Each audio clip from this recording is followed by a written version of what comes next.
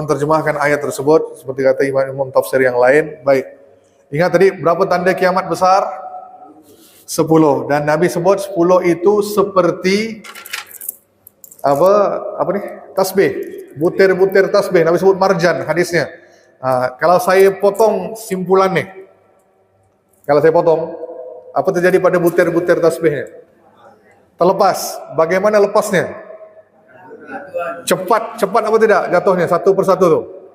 Cepat. Nah, begitu juga dengan tanda-tanda kiamat. Selepas satu tanda akan lanjut satu tanda lagi. Lebih cepat. Boleh paham maksudnya?